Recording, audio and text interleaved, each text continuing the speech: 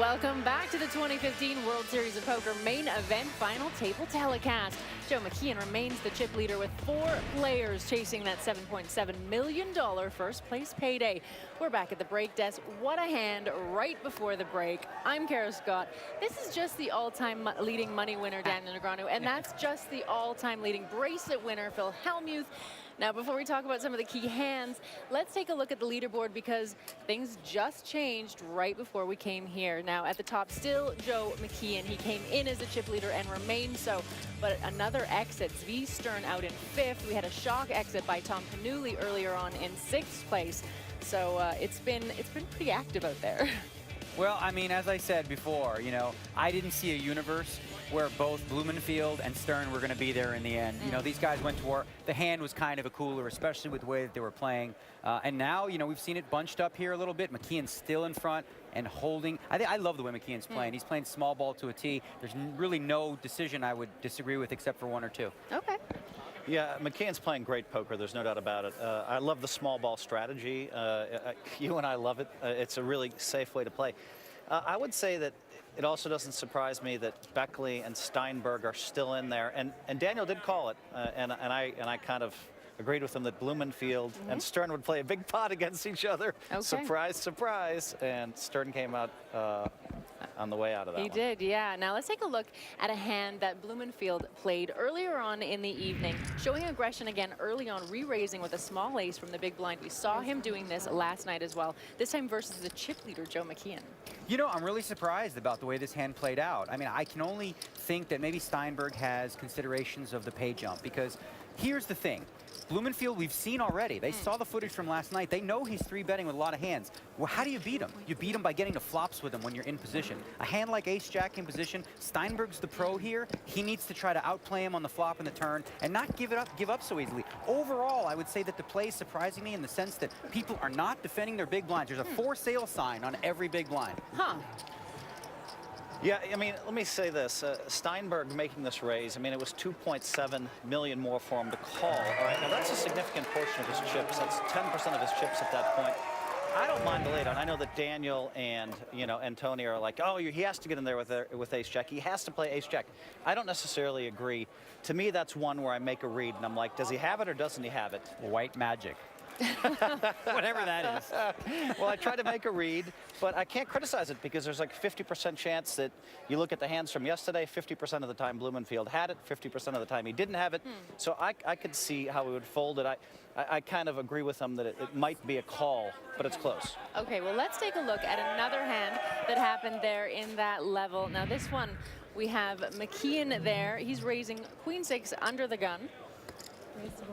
Right, well, so in this hand, you know, Josh Beckley's been very, very conservative. He hasn't been defending his big blind, folding 10-8, 8-5 suited. It's a raise and a call. This is a great spot. It looks fishy, right? So he's got about 18 or 19 big blinds. This is an opportunity where he should be moving all in, because if he had ace-8 or ace-7, right, that's what he would be doing. So when he makes this small re-raise, it's like alarm bells go off in everyone's head, and they have to ask themselves, what would he do if he had ace-7 or ace-8? Not that. So it just screams of a big hand. Everyone knows he's not bluffing there.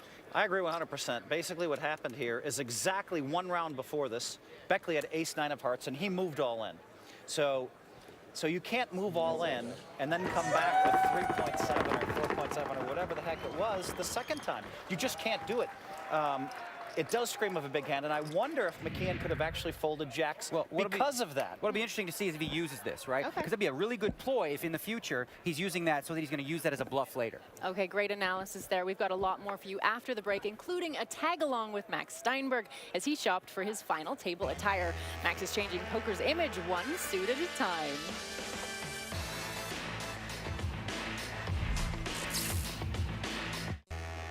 Welcome back to the 2015 World Series of Poker main event final table here at the Penn and Teller Theater.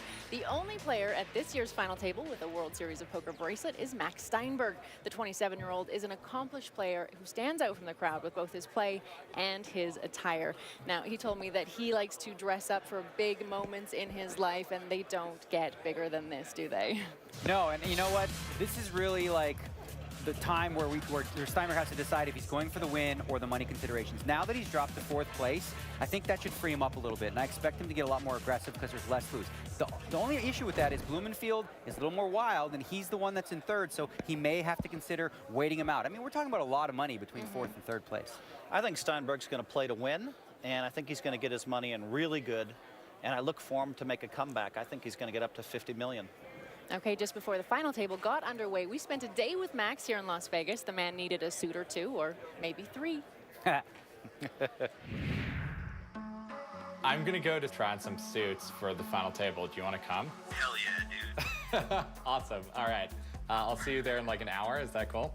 Sounds good. We're at a custom suit shop. I'm here to pick out my suit for the final table. Ricky, how's it going? Hey, good Max. to see you. Welcome back. Yeah. Hey, good to see you. I started dressing nicely when I made my first final table. Got like a nice shirt, I got a tie, and it's evolved into the point where now I'm wearing suits. I just feel empowered in a suit playing poker. It makes me feel confident. Let's go design some custom suits. Let's do it. So we are a lifestyle destination shop. We are a gentleman's haberdashery. If you haven't experienced the custom process, it's just something that every guy needs to experience once. A lot of the guys who are dressed up pretty well are often recreational players, so it might actually just give you an edge because people play incorrectly against you. Are you gonna wear a bow tie? Or? Going for the Bill Nye look for the final table. I don't think the other players care that I'm wearing a suit. I'm not worried about what they're feeling or thinking. I'm just thinking about myself. In men's fashion, you have to accessorize. You can't leave the house without your pocket square, lapel pins, timepiece, bracelets. You can't over-accessorize. So why don't we try a few things on? Our Black Label dinner jacket looks phenomenal on you. Too flashy? No, I think it's flashy done well. Yeah. But like I said, you can't not have a lapel accessory. I like it a lot. Suit number 2. Suit number 2 is looking good. The pink pinstripe and then all the pink accoutrement. I think you look phenomenal. I love this suit. This one's pretty much perfect. This look is brilliant. Solid. To you, Max, we wish you the best of luck. Get out of here. It's so important to have the proper lapel accessory, isn't it? So important. He's wearing the 3rd suit from that piece right now, I noticed, by the way. Okay, get the really nice one maybe for the last day. Yeah. Before we get you back to the action, though, one thought on what to expect in the next 2 hours of play from our players at the table. It's time to play poker, okay? We've had a lot of folding. Now it's time to fight. You don't want to have that image where my big blind's for sale. You don't want to have that image where if you 3-bet me, you can take it. You want to fight. You want to fight in the big blind. You want to see some flops. Force these guys to barrel the flop, turn, and river. You want to be sticky. It's so hard to play against players like that, so be that player. Yeah, being sticky is great right now because it really puts the pressure on the other players to believe that they cannot bluff you because you're sticky. I'm interested to see what's going to happen between McKeon and Beckley. Now, on day 6, I think it was, we had McKeon was all in, if you can believe it or not. Now he has 92 million. He was all in against Beckley with ace-queen against ace-king, and it came a king-jack on the flop. Now, McKeon's out of the tournament if he doesn't hit a 10 on the river. Boom, a 10 on the river. And I thought to myself, at that point, Beckley's probably a better player than McKeon based on what I'd seen. One hand the guy plays. He had the words, well, he must suck. The other guy's good. That's how you play poker? I didn't say that, Is but this what I what want white to see, magic's all about? what I want to see is this, McKeon versus Beckley, the rematch, Daniel. Okay. That's what I want, the rematch. Fair enough. Okay, our time is up. Lon, Norman, and Antonio are back right after this. There's life-changing money and that bracelet within reach. That's white magic? Simply just, wait, one hand, you have ace, king, I'm ace, queen. telling you that I based on one hand, I said that. That's what I've been told since I was Welcome 6 back. years old. A moment ago, just before the break, over Zvi Stern moved all in with ace-jack. The ace-king of Neil Blumenfield knocked out the Israeli amateur. So we are left with our final 4 players inside the Penn and Teller Theater at this 2015 World Series of Poker main event. Welcome back, Lon McCarron with Norman Chad and Antonio S. Fandiari. The table got quite a bit shorter there with Stern gone. And who knows how quickly it's going to move from this point on, Norman. Well, we know that the bottom stack is willing to put put all his chips in, as Daniel was talking about, to win it all. So he might move with something. And Blumenfield is again now the new wild card. The legend lives. The legend scored a knockout. Big time.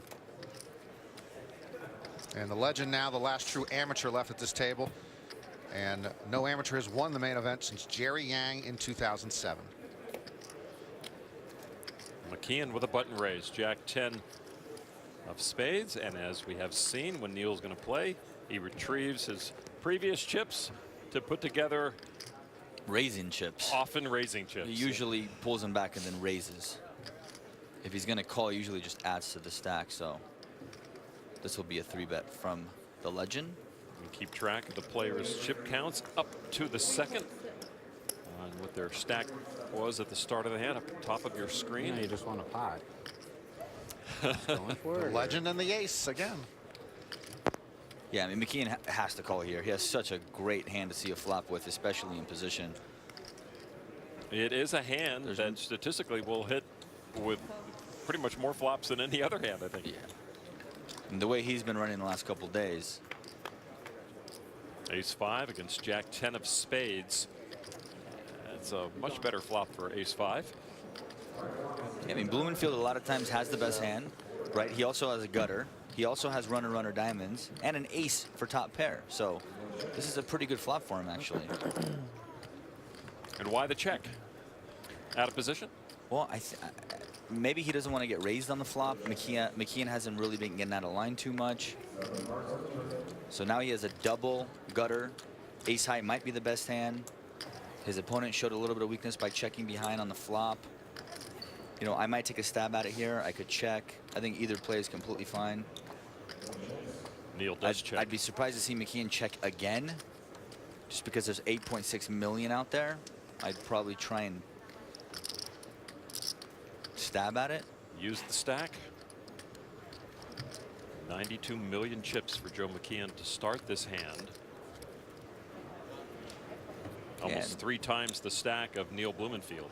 So this is a little suspicious, right? He checks back the flop and then he makes a huge bet on the turn. I mean, what is he really repping? Did he check back a king? He would never do this with just a 3, a 4, or a 7. Did he really call his re-raise with a hand like 7-3 or 7-4 or king 3 or king 4? There's really no 2-pair kind of hands that he can have.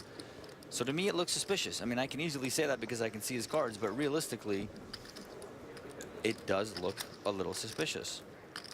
The problem for Blumenfield is if he misses the river, is he capable? Is he prepared to call with ace high on the river? Well, you saw him shift in his chair and move. He did look uncomfortable, certainly, and why wouldn't you with that bet? No pair for Neil. I mean, there's no version of me folding here with ace 5.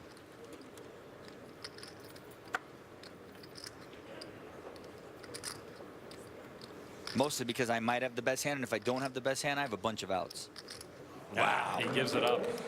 Better safe than sorry, but better safe than picking up a bunch of chips as well. And that was a very tough spot that Joe put Neil in right there. Yesterday's Blumenfield would have won that pot. Today's Blumenfield, not so much. What was that? They deserve to show after that one. Maybe he's channeling Harpo marks, but I don't think he knows Harpo. So when are they going to show on TV then, Joe? So again, the big stack playing a role the camera was on me in that hand. So I was just making weird faces. No, I'm asking about the hand. Oh, you'll see that in 30 minutes. Four-handed. Boy, you better be willing to play with almost any 2 cards. Yeah, I mean, you get the button every 4 hands. You can't play tight, but there's also a $700,000 pay jump to consider. You just made it so I couldn't raise. Thanks, buddy. Nah, I was going to fold anyway. And this is where Neil's at a big disadvantage. Just he's not going to have a whole lot of experience playing shorthand in this type of situation, and he's playing against 3 guys who do this for a living. The chips look like you had something. 4th place money guaranteed for this final quartet of almost 2.6 million, and after the pay jump to 3rd is over 780,000. So that's a nice chunk of change. Yeah. And let me just correct myself. Max no longer does this for a living. He's technically a retired poker pro and now a current daily fantasy pro. Not that any of that's relevant, but if I think you're going to fold and then you call, it doesn't really make much of a a difference. Or vice versa. If I think you're going to call and then you fold, then like I win the pot and it's over, so I don't have to worry about it, you know? I don't have to think, oh, what does this mean? Game's over. Neil and Joe talking it out over there. Beckley's raise of 2.1 million with ace-jack gets through. Beckley, the second biggest stack here. Over 46 million now. And Joe McKeon with over 50% of the chips in play. He's been toying with that for quite a while. Now it's official with 192,650,000 chips in play. This is a really good spot for him to be in. Blumenfield on his left has less than 30 million, and the guy that has anything even remotely close to him, 46 million, Beckley, is 2 spots on his right. So he gets position over him on 1 extra hand. Is that it? That might be exactly half the chips in play. Yeah, and their position is actually even. But he's sitting in a good spot for sure. Oh, Neil Blumenfield at the hand of the night here. Aces again. And he might have a customer. Beckley doubled up with aces through Zvistern. And he wants to play here. The re-raise with king 9 of spades. Max gets out of the way. Big blind Joe McKeon folds. I don't take Blumenfield as the kind of guy that's just going to call here to try and trap his opponent. I think for sure we'll just see a 4-bet fold here. Happy with the pot. A lot of the young, super good players now like to just call with aces and let their opponent hang themselves because they play so aggressive now. But there's so much money out there. 8.4. First time he's announced his raise. And I think he has announced to Josh Beckley that I got a better hand than you do, kid.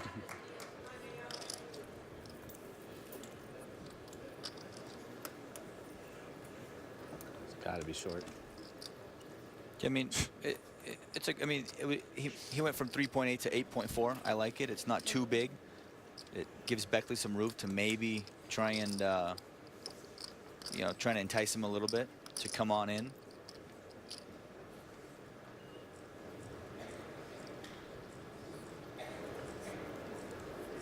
Josh with king 9 of spades, the 3-bet. He's now been 4-bet. He's got to know the amateur is serious. He's also seen the amateur do this with ace-7 off. But it's just too much of a commitment to put in another raise here unless you are very certain that your opponent is trying to pull a quick one on you. And given his stack, I don't think he wants to put himself in any kind of a position where Blumenfield or Steinberg can catch up to him. So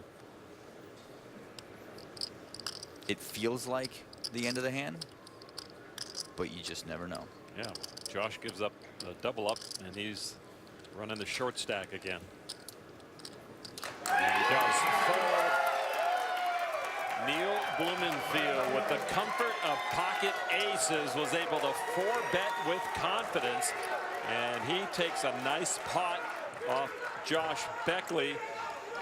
Neil was well aware that he did not play perfect poker during the ESPN shows on the way to his impressive run towards this final table. I played a lot of hands badly, and of course they showed all those, all the big ones. So that was, you know, it's a little bit rough to watch that and then look at the chatter on the internet. Say, oh, this guy's such a donk. How could he do that? You know, that's an easy fold. How did he possibly call there? Well, he decided he'd become a much better player in November than he was in July, and to that end, he spent 4 days here in Las Vegas doing simulations with an all-star lineup of poker pros like Tom Marchese, Matt Stout, Justin Young, Amir Leovote, and several others. He says he was making horrible mistakes in front of them. They were very patient with him, and they showed him what he was doing wrong, and I think we've seen a lot of the benefits of that training last night Certainly last night and somewhat tonight. Absolutely, and he's a player who now seems to know what he's doing. A much better player, Antonio. Definitely. I mean, I was really impressed with him yesterday. He actually impressed me the most yesterday. It's not every day you see, you know, an amateur come out and make so many courageous plays and be right almost every time. I'm going to show you one, just because I like it. Neil folds forward deuce, so Steinberg will take it, and Neil, rightly so, said several times during the break that it is in my best interest to work as hard as I can to prepare for this final table because I have the most to gain. He's the anti-Newhouse effect. Yeah, who did not play any poker at all right before last year. If you have the biggest poker moment of your life coming up, why wouldn't you put in the work? Of all the people, like when we predicted how everyone was going to play, I got like 3 of them right. Red oversized $500,000 chip is the most favored chip right now. Green's worth 25K, the lavender 100K, and you see the stack of nearly 95.5 million of Joe McKeon. And half the chips in play sitting in front of McKeon with pocket queens. Man, this guy runs good. He picks up some big hands on the button. Queens, kings. Whee! He had aces too. Aces. I don't know if they were on the button, but yeah. Oh boy. Josh again, just after running into the aces of Neil and 3-betting. Beckley with a big hand, jacks. Wow, this is a bad spot for Beckley. He re-raises to 4 million.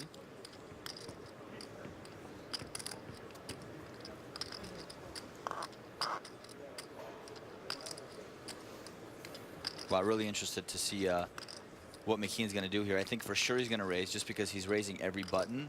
It looks pretty suspicious here to come over the top of Beckley, given that Beckley has been 3-betting quite a bit in this exact position. And so if I'm McKeon, I'm for sure going to raise here. Blumenfield and Steinberg love to see this clash of the top 2 stacks.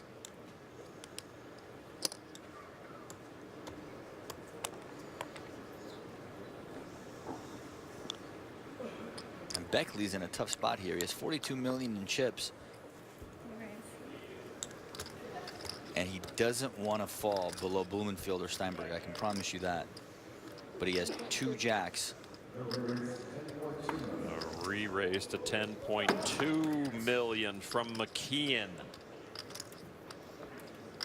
Obviously, you have to wonder if it's a big stack bully type of raise. I mean, it's hard to get away from 2 jacks when you're playing 4-handed. But McKeon hasn't really gotten out of line too often. So if Beckley's able to get away from this, I will be very impressed.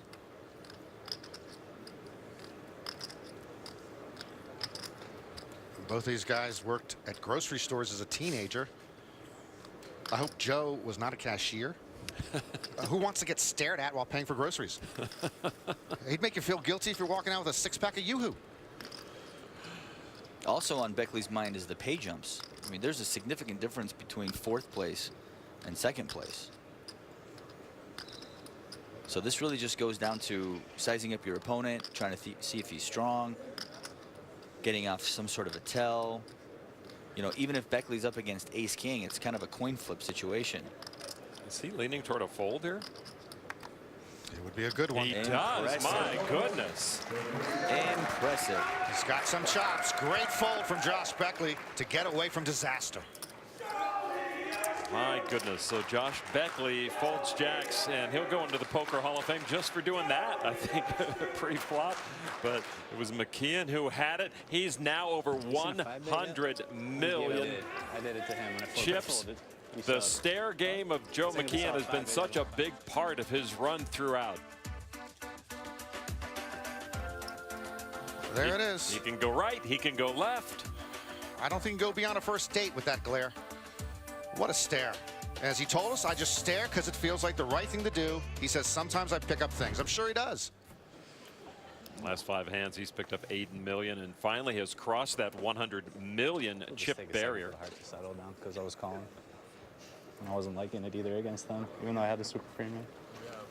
To queens. Letting his rail. No. where he was in that last hand against Josh Beckley. Beckley would love to be a fly on the wall over there.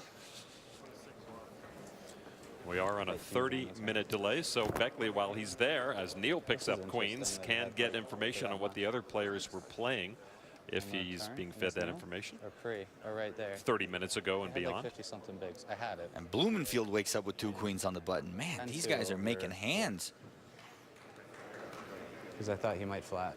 And I thought he On might the left be, there, like, Calvin more Anderson, under who it. Like he's over acted there as right Joe now. McKeon during the break before the I mean, November I could 9. be wrong. Like, But did he 3-bet Yeah. and then you made it equal 4? no, I was the opener. At 1.6 to 4 to 10.2. Okay, and 114. Yeah, well, Get a little insight in what the pros talk about when they move away from the felt during a short break in their play, while these two guys hash it out. And a re-raise from Steinberg trying to test Neil with Trey Deuce. Max. Just a call from Neil. Tricky, tricky, Mr. Blumenfield. I love this play. The only thing that sucks about this play is about 42% of the time you're going to get an overcard to your queens on the flop. But look, if you think Steinberg is out of line and you want to let him trap him, hang himself, this is a good spot to do it. There's a tray. Max gets partway there. Queens, of course, still good for Neil Blumenfield, a heavy favorite. And that's a fantastic flop for pocket queens. All undercards. And Steinberg actually caught a pair, right? And so anytime you're in a heads-up situation, catching a pair, you probably have the best hand. Obviously, bottom pair is not what he wants, but he'll take a pair. Considering what Max knows about Neil, and Max raising to $5 million and getting a call, you're not thinking he's just got a random ace jack or ace 10 or it's somewhere. I mean, he could have any of those right. cards, right? He probably doesn't put him on an 8 or a 3. So the only thing he's really worried about is a 3. I mean, a 10. So I'm surprised to see a check here. I'd probably just follow through and pray to take it down right here. Which he would. I might check call. Yeah. Yep. I might check fold. You got to do the right thing at every moment to increase your chances of dragging that pot. But Neil with the hammer of a hand here. It's definitely a sticky spot. You put in the big raise pre-flop with deuce 3. You flop a pair, right? And if you check it to your opponent, you know he's probably going to bet. And now what do you hit do? 9. Let's go. No, that's smaller than the 100 million pre-flop and call of 75,000. $5 million. So we're for one more hand.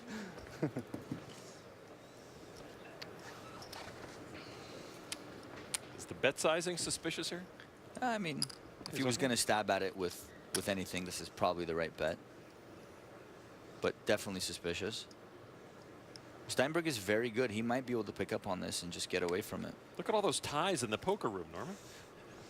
Max Steinberg should play at every main event final table.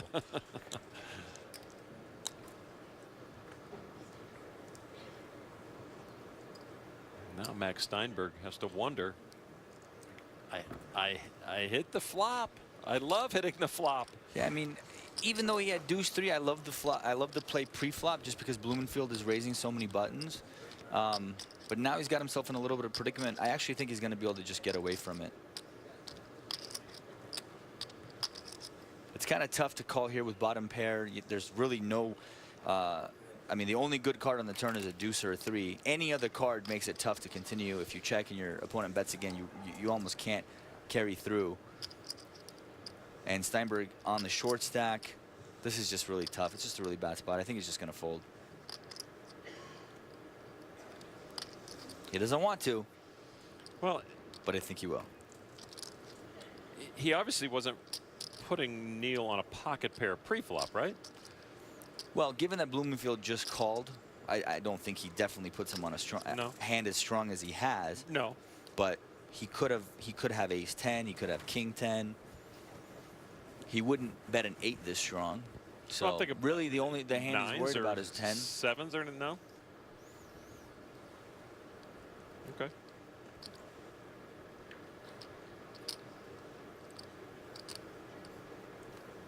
Steinberg, the short stack now, 4-handed. You see the length of time that he has been taking to try to figure out the amateur.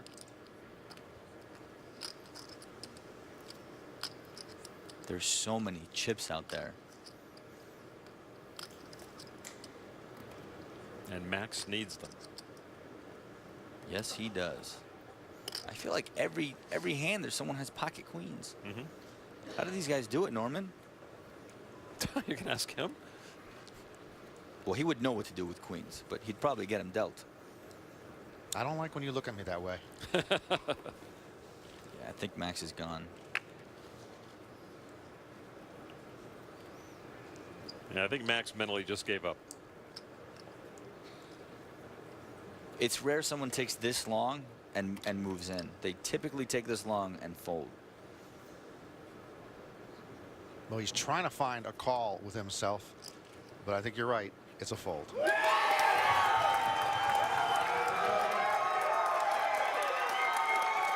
Neil Blumenfield stacking chips once again here at this four-handed final table. Fear the fedora.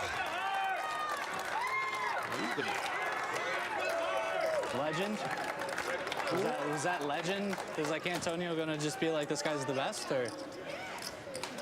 I don't know, 4-6 of diamonds, is that a good hand there? That was a flush draw, right?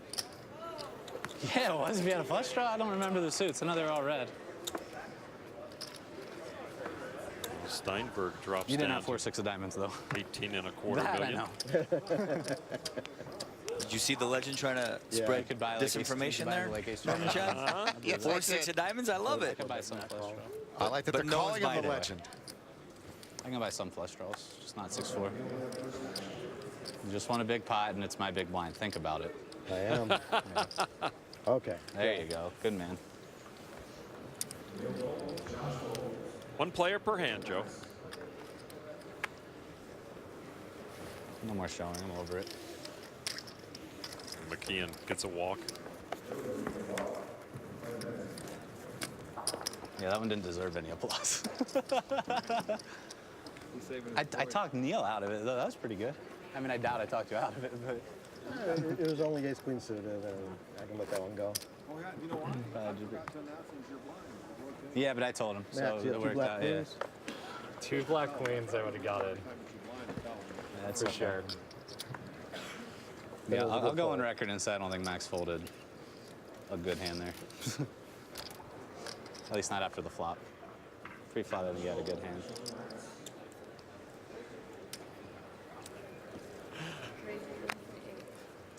Max with a raise to 1.8 million.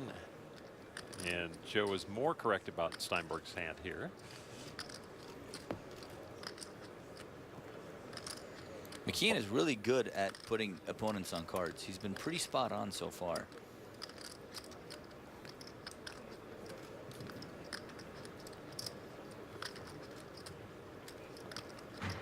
Well, he knows Max has to get something going, and you have to be in the game to win the game. Max does not want to see a raise here. Should be the end of that. Wow, re-raise. McKeon is one with ace queen.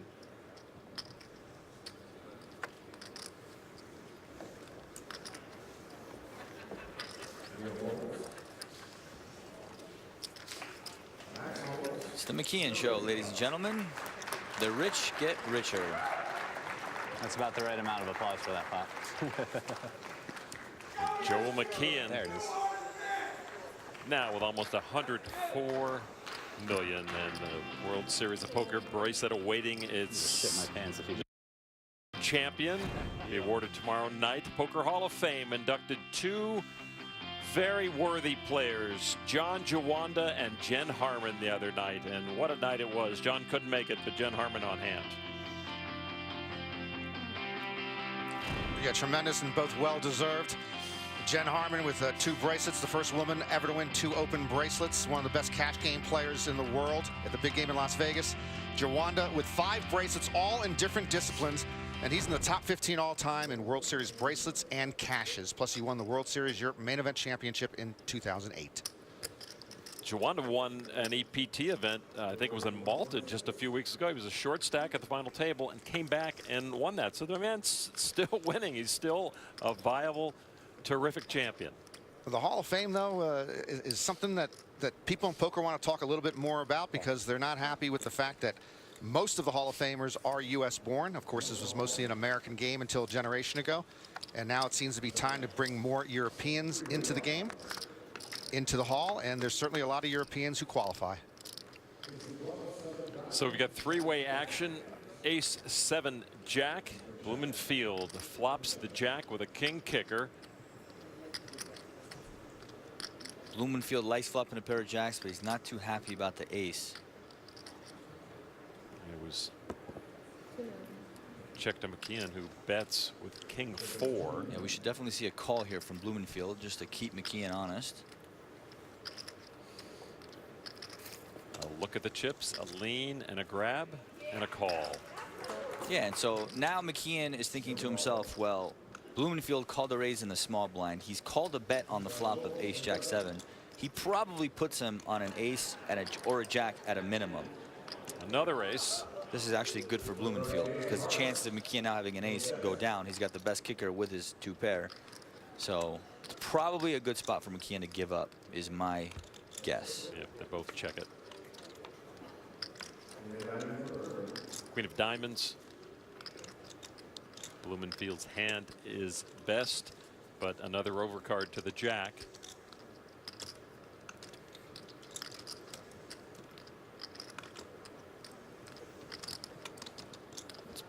There's really no reason for Blumenfield to bet here. He's just hoping to get to showdown, have the best hand.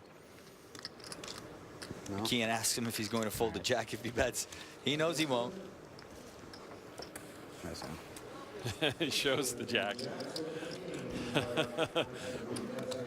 Just reinforce what your opponent just told you, exactly what you had. Neil Blumenfield now, 2nd place. The answer to the question is no. Well, I wasn't going to win then. Maybe if you shove. If I bet, it'd have to be pretty big, I think. I'd probably have to bet like 5-6 million there to even get you to think. I'm pretty sure you had a jack, but I didn't.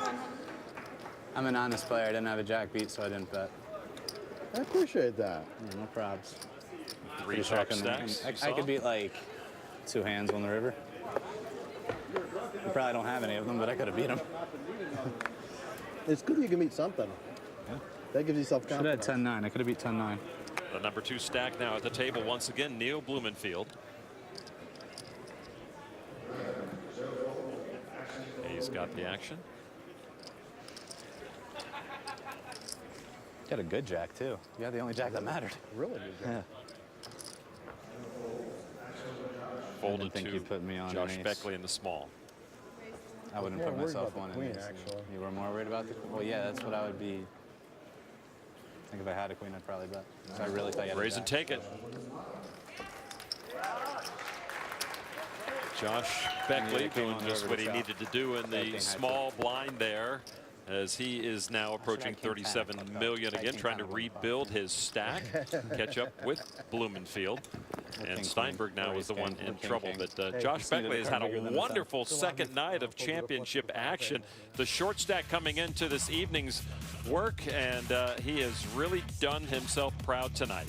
Yeah, in his earlier life, and he's only 24 or 25, so it's not that much of an earlier life, but he had bankroll management problems, and he learned the hard way. He kept losing his entire bankroll. In fact, he used to have a very bad formula. He would work at a minimum wage job and then go lose $1,000 a night playing poker. That math does not add up. He said he'd always played a ridiculous amount of poker, probably the only thing he's ever been committed to 100%. Online, live, cash, tourney, home, away, doesn't matter. I want to play poker, he says. Josh with a raise from the button with ace deuce. McKeon now the one with the pocket eights. They'll see a flop. And there is an ace for Josh Beckley. Pretty bad flop for McKeon. 3 overcards to his pocket eights. Beckley pretty lucky to flop an ace here. And given that he's going to continuation bluff bet with all of his bluffs, I like betting here. 3 overcards in the flop to McKeon's pocket 8s. And so Josh Beckley once again will stack Me and them. you play that hand a little differently, Josh. Huh? Me and you play that hand a little differently.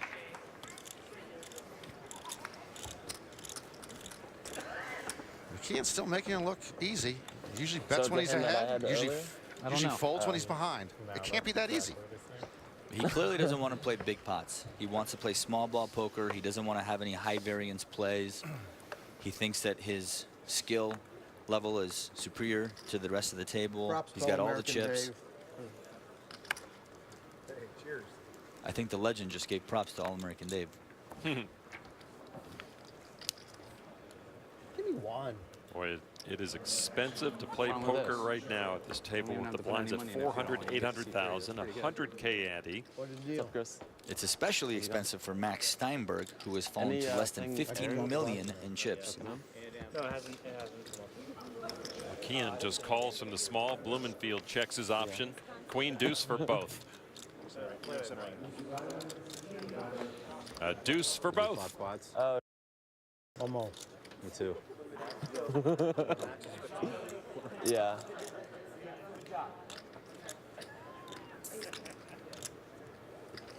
Small bet, 800,000. Inviting Neil into the pot. Yeah, anytime you're in a heads-up situation, especially in the blinds, and you flop a pair, you almost always want to call your opponent at least one time, even if it's bottom pair. Could be quads now. I know, me too. It's probably not quads. Guys are playing a home game now. Yeah, they both definitely don't want to build the pot. They both have a pair. They just want to go to showdown and try and win the pot right then and there. I think Joe's the only one who's chopped pots at this table. He's chopped a This lot is of the third pots. one This now. is the third one Yeah. against 3 different opponents. Hold up. How many times do you Oh, you got to do it. I was going to give myself the deuces and give him the queens. Then we can have something. Thanks, guys, for your 100,000 each. We appreciate it. I was sure I had you out kicked when he said deuce. Yeah, me too.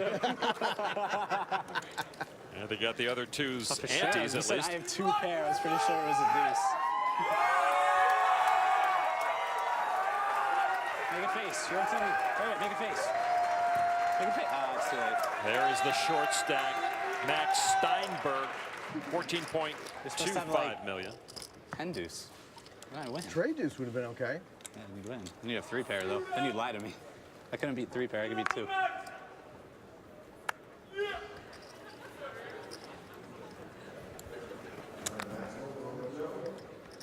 McKeon with the button. And a raise. Coming to a theater near you. Did he look? Doesn't need to. I know he doesn't, but I was wondering. Oh, Oh, hey. wow. Only ace king for the chip leader. I know it's not aces or kings, but hey, it'll do. Minimum raise to 1.6 million. Beckley in the big blind. Gives it up. Wise decision this time. Nuts. At a king. So by the way, neither one of us can make Well, quads. I would, unless it was on the board. I'd probably be calling there. Getting the right price to Ready see to a flop tango for with that sure. 800,000 more. Yeah, given to a guy that's raising every button, I would some definitely change? defend with king 8. Nah, I'm good. Okay. Probably just that. Well, like Antonio, I would definitely bet the field against the chip leader in just about any final table. Even though Joe had 33% of the chips, I still would have bet against them. But in the post-moneymaker poker boom era, when a player has had at least 30% of the chips, they've done quite well. Greg Raymer had at least 30% of the chips in 04. He won. Jamie Gold had 33% of the chips in 06, and he won. Darvin Moon had more than 30% of the chips. He finished second, and Jonathan Duhamel the next year in 2010 had 30% of the chips, and he won. So 3 of the 4 guys who had at least 30% of the chips before this year did end up winning the main event bracelet. That's what Joe McKeon's trying to do. McKeon with 9-8, raising it up again. These are spots where Steinberg should really try and take advantage of McKeon's open, because McKeon is opening every pot. And so it's hard for him to call an all in most of the time. Now, if he wakes up with a hand, he wakes up with a hand. But given that he's so short, I would be shoving with some hands here, especially when Beckley calls in the small blind. Beckley with queen 9 of clubs. He just called. You're good. You're good. Max folded. I have a short-term memory. Have you figured that out? 9-9 deuce. All hearts. I already forget if I have a heart or not. McKeon has a heart. Pretty good flop for McKeon. He's flopped second pair and a flush draw.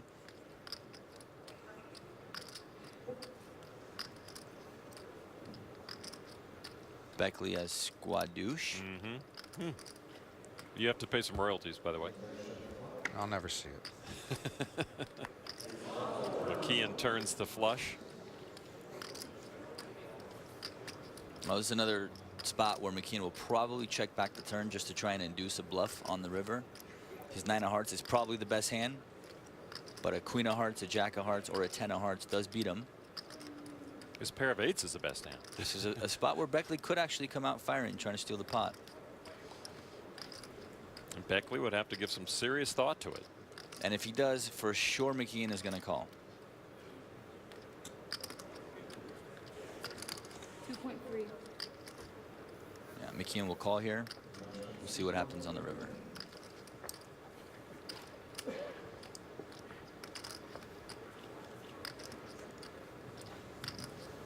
I mean, I like Beckley's bet. Sometimes it works, right? If your opponent doesn't have a heart, it's hard for him to continue. We've seen that McKeon doesn't really want to play big pots. He obviously doesn't know that McKeon is sitting on the 4th nuts. There's a call. River card now. Now he has no way of winning with the check, but his opponent did call him on the turn. So his only way out is to fire another bullet on the river. Which with 9 million out there. Oh, he's looking at his stack.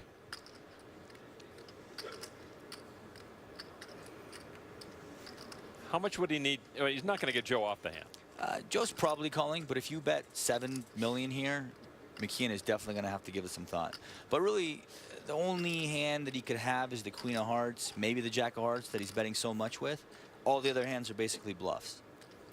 So if he bets 4 million or 5 million, it's going to be a pretty quick call, I think. And Josh appears to want to make a move at this pot. 3.9. He gulped a couple times. Very small gulps. Yeah, so he has to call 3.9 million to win 13 million. And again, he's got the luxury knowing that if I'm wrong, I'll get him next time. He's got the luxury of almost 100 million chips also, so he's not giving up that much to make this Got a call. heart? He doesn't have a heart. He's got a lot of heart. Pretty good.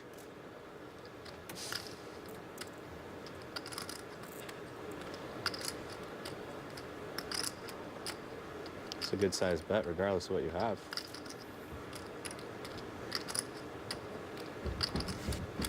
Beckley's just praying for a fold. Please fold, please fold. But we'll see a call. Go. His chips are slipperier than the others.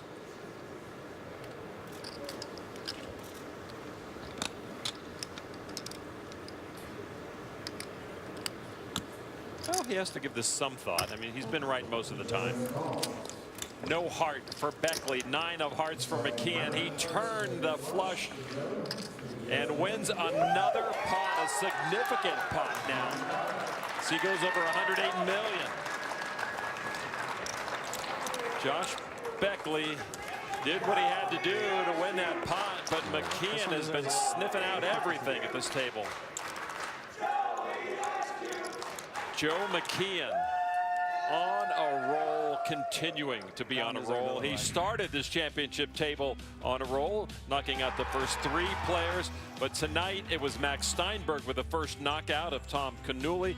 Stern then moved against Blumenfield, and he was knocked out.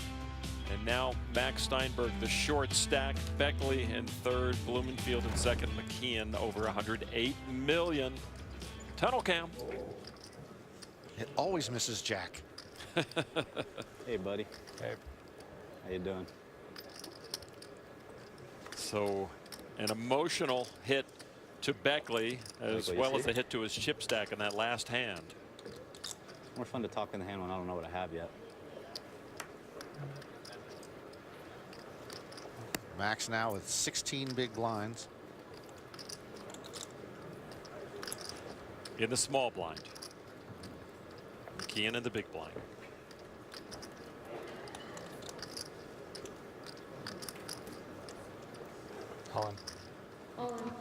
All in. Well, first one's pretty bad. Second Ace one's jack also of pretty hearts. bad. McKeon will hand the chips over with Past the 5-4. 5 high. Good job, buddy. And I looked at the 5 second. In the piece we saw during the break with your Max chances of buying winning his if I looked at suits, my first card. he was with his good friend Jesse Sylvia, a runner-up to Greg Merston in 2012. And Jesse told Max coming into this November 9 to take a step back from the table every now and then and just take it all in. Jesse says it's an experience like no 13, other. right, is what you have You should just right there? get up and just look at the whole thing. At this point, it's harder for Max to do that down the short stack, We but had the 500 out Jesse's there. got the right idea. It's a wonderful spectacle, and you're probably not going to see it again. Hope If you you shot enjoyed 13 or 12, our 5, it didn't matter, broadcast you're gonna tonight. That win. was If Norman you shot Chad like 4 along there, with you're gonna Antonio win, so Esfandiari shot and like 2, you Paris probably Scott. wouldn't have won. I'm Lon Well, McCarron. you wouldn't have Night gotten 2 fold, I of mean. our unprecedented 3-night coverage of this championship table. We'll finish with one my more new buddy knockout here. when we get down to 3 players, and then tomorrow night 9:30 p.m. Eastern on ESPN will crown a new champion. 30-minute delay coming raised to you one from the time, I Penn went and for a Teller rest. Theater inside the Rio All-Suite Hotel and Get good Casino cards in the Las small Vegas. blind, man. I gotta play 'em. Neil Blumenfield in second queen. place, a 10 I mean, I gotta million play the chip same hand, lead didn't I? on Beckley in third. McKeon just Shame, called. I might have won if we Blumenfield missed. with Or 10 maybe you would've deuce won if we checks his missed. option. I already forget again. All spades out there. It is McKeon again with the spade. Flush draw. This is one of those bets where, you know, if his opponent just missed, he's just going to pick up the pot. He only bet 800 to win 2 million, and if he gets called, he's got a spade in his It hand. was So a free look at the flop for Neil, so he's not too disappointed. You surprised it's gotten folded to us a lot? I thought with Tommy on the button it wouldn't happen a lot, but he was playing pretty tight.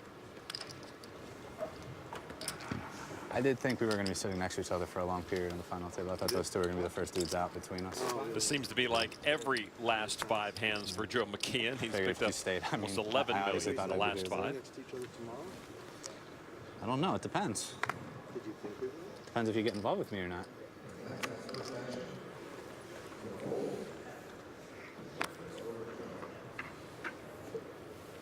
Obviously, Joe McKeon seeming very comfortable with his play, with his conversation, with his challenges to the other players. Max folded. A raise. King 7 from McKeon. Over to Beckley. And he folds, and McKeon will take it. We asked Joe what he did If you keep folding, you might during step. the break from July till now, and one of his typical answers, his answer was, just slept. I can sufficiently break them down now and still have big enough stacks to where I feel manly. We want you to feel good about yourself, I just like to do this because, like, I don't like to like grab into another stack in the middle of a hand. It's just like, I don't know. I just like to have a lot on top. So like if I play this big a hand, you know, like I might. It's gonna be hard. I think that was 8 likes in one sentence. It's a lot of likes. He's a math major at Arcadia, so it's numbers, not words.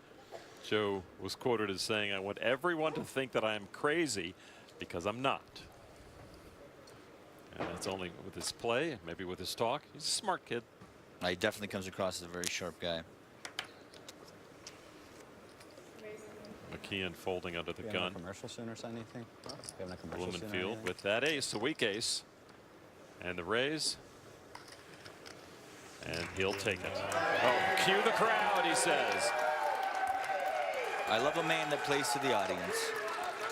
Look at this outfit. Of course he is. I fear. The best part is I don't have to fear most of the time because I'm already out by the time you decide to play the hand. When you play against me, then I have to fear, but you choose, not me, most of the time. No.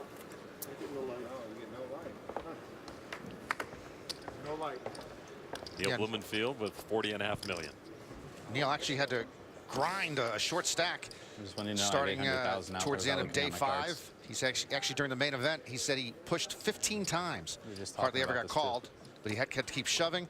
Finally, he found a stack on day 7. You may recall the back-to-back hands against John Allen Hines. 2 big hands where he beat Hines. And then he got some chips. And once he got those chips late in day 7, he said those chips aren't going anywhere. He knew he was going to nurse them, try to nurse them to the November 9, and he did.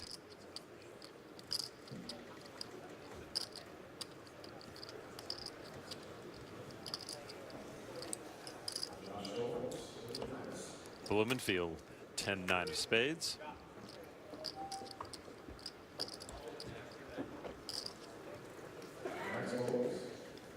Max showing a lot of patience. And there you go. Blumenfield once again accused the crowd, and he has a very fervent and noisy crowd here.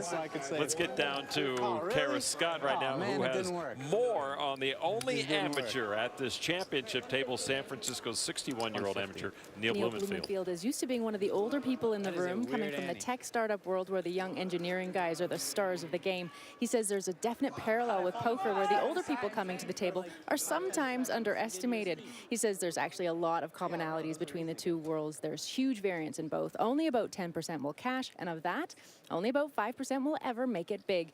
It can take a lot of perseverance and hard work to do well in both, and when things go badly or you make a mistake, you have to learn from it and put it behind you so it doesn't sink you. He also told me that it's pure thrill to leave the startup world behind him at this point in his career. He's looking forward to having more time to do the things he loves, and that includes poker. Well, we know he knows how to start up.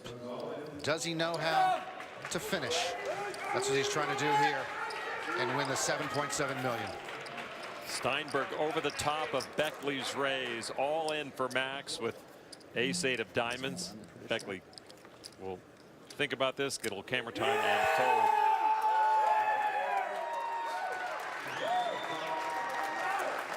Oh, you're all the way over there now. I didn't realize that. You're all over the place. You're railing me. See, even the women wear ties in Max Steinberg's gallery. It's lovely. It's like he's living a modern-day Mad Men life here in Las Vegas these days for him. The 150's got to stay, though. No, you took your ante back, Max. Yeah.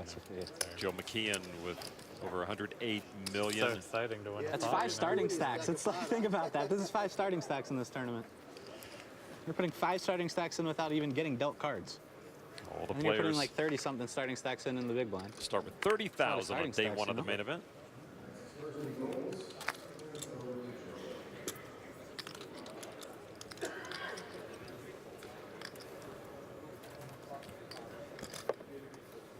SBR, standard button race for Joe McKeon. Playable hand, 10-9 of hearts. Very playable. Neil says no thanks. It'll be around to Beckley in the big blind.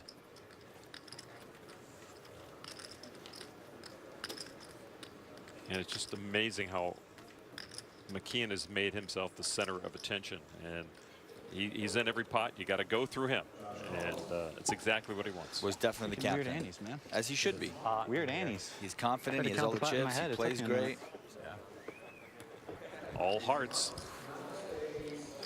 A 9-4 McKeon with 2 aces. So aces up. The man knows how to flop. Yes, he does. We've seen him check back in these spots a lot at this final table, just because he likes to induce his opponents into betting into him on the turn. Here he takes a different angle by betting, which is completely fine. Just chop, chop, chop, chop away. Chop, chop, chop. Phil Hellman style, just with talent. It works. Just kidding, Phil. I couldn't help myself. Well, in Phil's defense, Antonio. Yeah, oh God, here we go. Yes, he has 14 bracelets. Yes, he's the greatest of all time. I know, I don't know how he wins, but he wins. What were you going to say, Norman? I got you covered. You don't need to say anything. He's the greatest. I know. I'm going to take early retirement. You do have me covered with everything. You said everything I was going to say. Yeah, President table when Phil's the greatest. 14 bracelets. It's true. Ask him. He'll tell you. Bracelets are not easy to win. 115 cashes in the World Series. Good number. Gotcha. In his credit, he doesn't have an uncanny ability to read his opponents and know how to maximize certain situations that a lot of pros can't. Oh, that's still alive. Well, that's okay. Minimizing your losses, maximizing your wins, getting that value on the final street.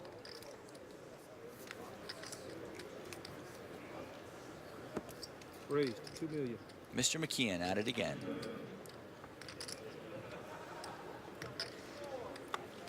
Oh, hello.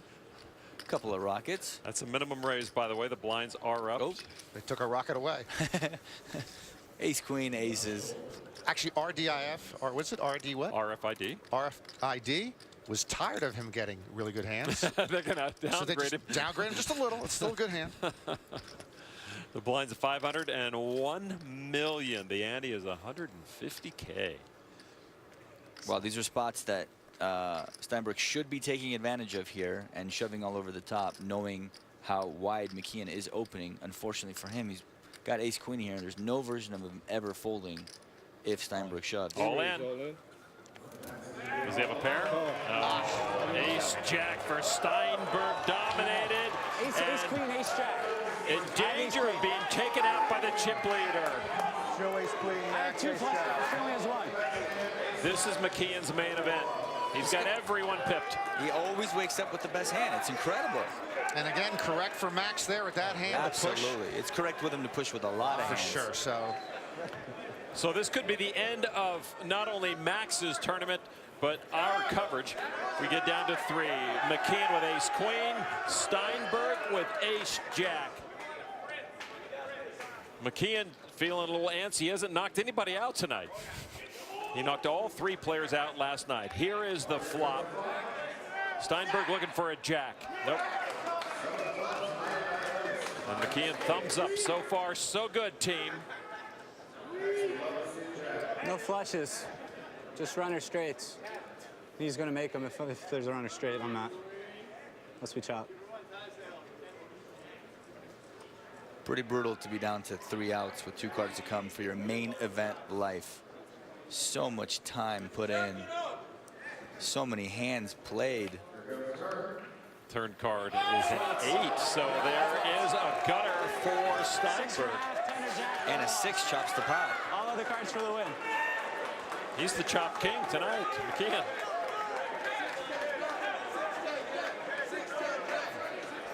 Max Steinberg with more outs to keep his main event alive. Jack or a 10, Max wins the whole pot. A 6, they chop the pot with an identical straight. Otherwise, Max Steinberg's main event will be over. Blumenfield looking to secure 3rd place money if Max goes out. You see the outs at the top of the screen for Max Steinberg. Here is the river card. It is the tray of diamonds, and that brings the main event to a close. McKeon does it again, knocking out Max Steinberg in 4th place. Joe McKeon's 4th knockout at this final table of the 6. Max Steinberg, tremendous play in July. And then nothing much went on right for him last night or tonight. A couple of bright hands here and there, but overall, Max couldn't get anything going. A well-deserved round of applause from our chip leader. He knew that Max was really his #1 competition at this championship table, but never did Steinberg get traction enough to challenge Joe McKeon.